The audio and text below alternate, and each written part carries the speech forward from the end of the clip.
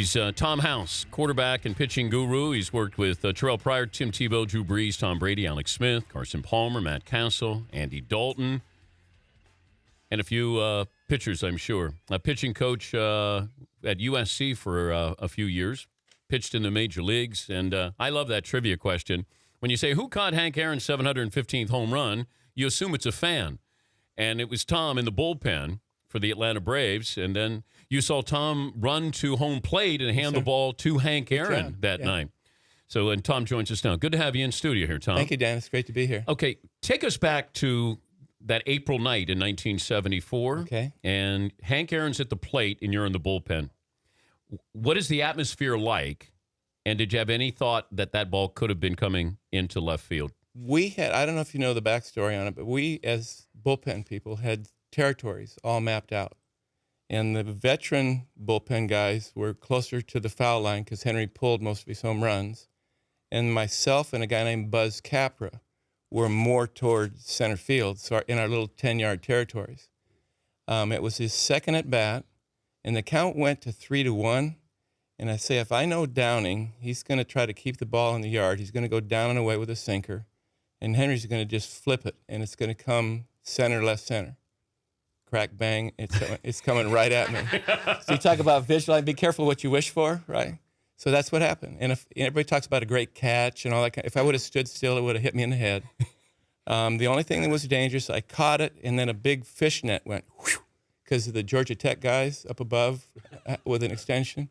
And the next thing I remember, I'm giving it to Henry at home plate. What did he give you? A thanks kid. I don't even really think he knew who I was. I don't think he knew who I was at that point in time. It was a lifesaver moment. He was hugging his mom, tears in both eyes. It was really cool. And it was the culmination of a couple of years of really neat stuff.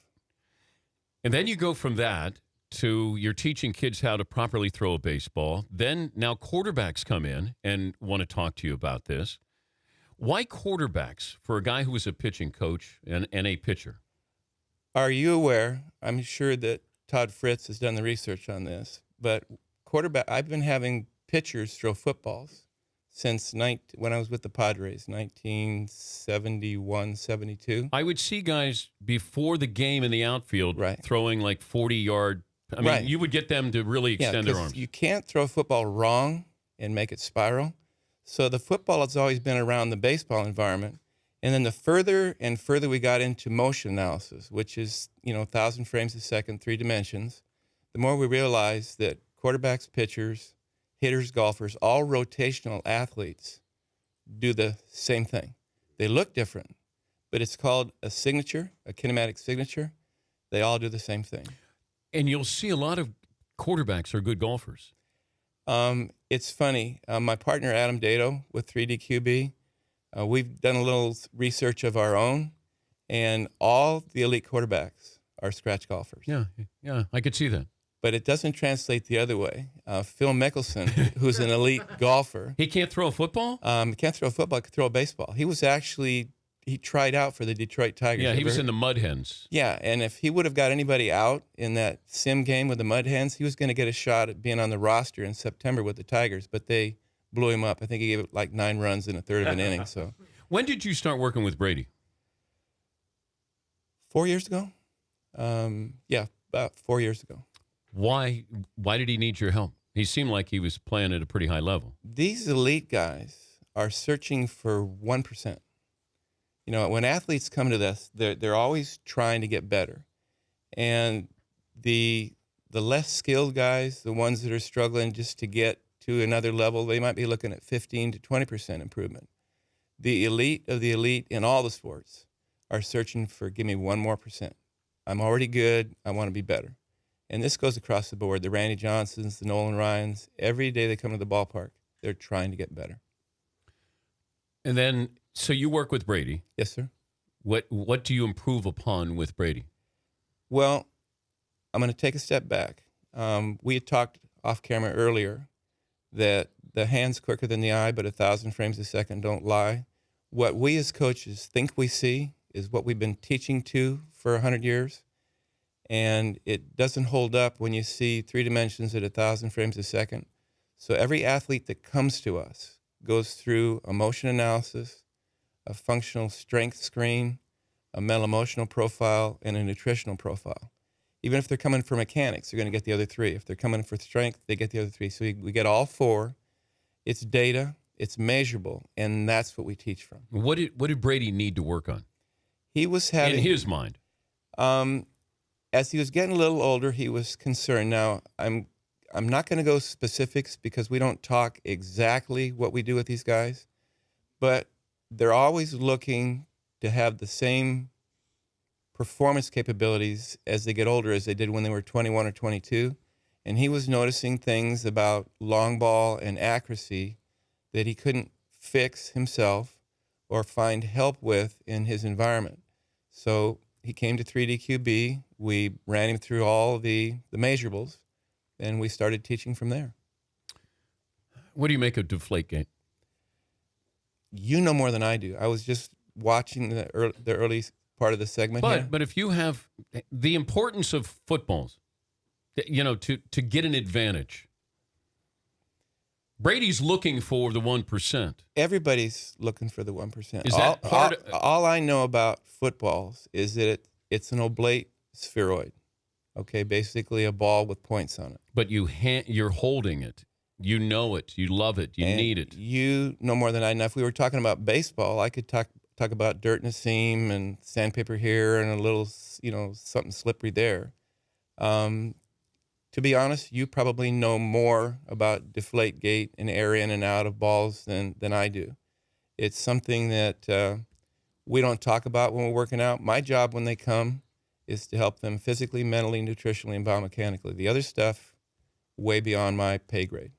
He's Tom House, the quarterback whisperer. Do you like that title? Are you okay with the quarterback whisperer? I don't know what it means, but it sounds good. Cool. It's good. Okay, yeah, if it's good. If you say it's good, then I love it. It's good, Tom. You were whispering to Tim Tebow. Right. Now, that seems like there's a little bit of work involved there.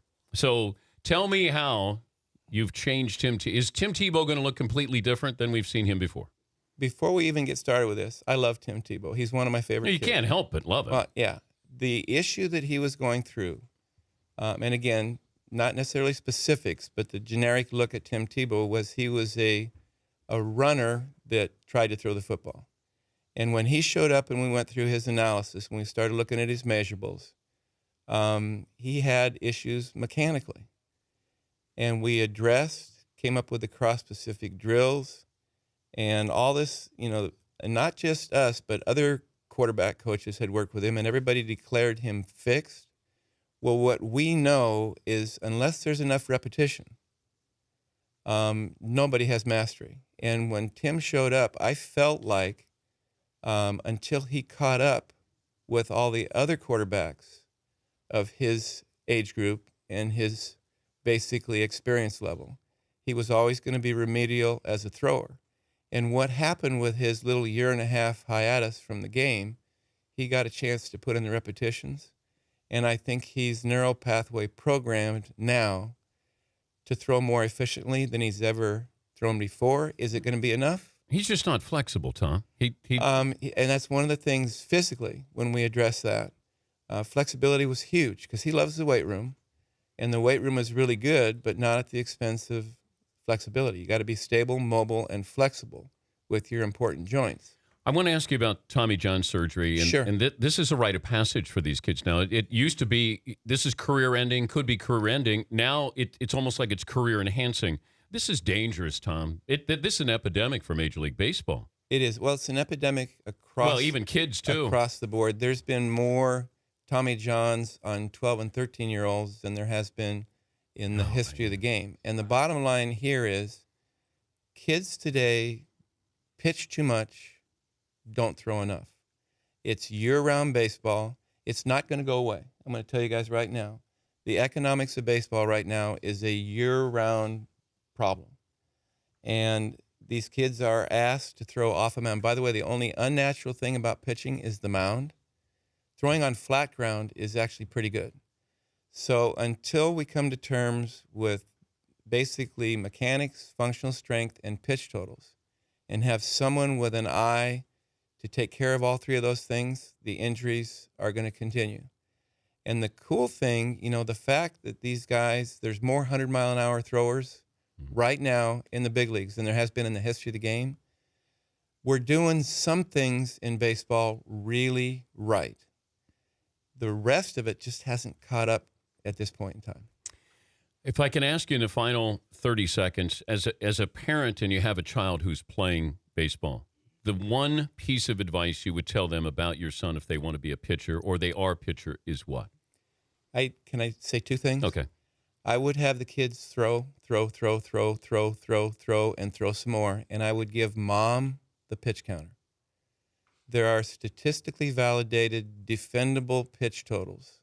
ASMI, Dr. Andrews and his brilliant people down there have age-specific pitch totals per inning, per game, per week, per month, per season. Follow those numbers. It's probably the safest way to minimize the risk of injury. Give the pitch counter to mom. She loves her son for who he is, not what he's doing. Give it to the dad, and the kid's got a no-hitter going. No, you guys are all laughing. And you wait. When you have sons, you're all going to do the same thing. Yeah. I love my son a lot, but I loved him more when he was throwing a no-hitter, when he was getting his butt lit up. So, it's great to have you in. Dan, thank you very much. It's been a pleasure. I'll pal around with you guys anytime. Yes, he's Tom House. And we'll come back. We got our play of the day. Is there a website that people can get information? Thank you for asking. If you went to 3dqb.com, you can Google me. Just get there and have a look. It's all fun stuff. And you can see probably pictures of Tom Brady and Tim Tebow without their shirts on, right? At least Tim. Yeah. Tim loves to throw. If I was built like that, too, I'd never wear a shirt. Play of the day coming up. This is the Dan Patrick Show.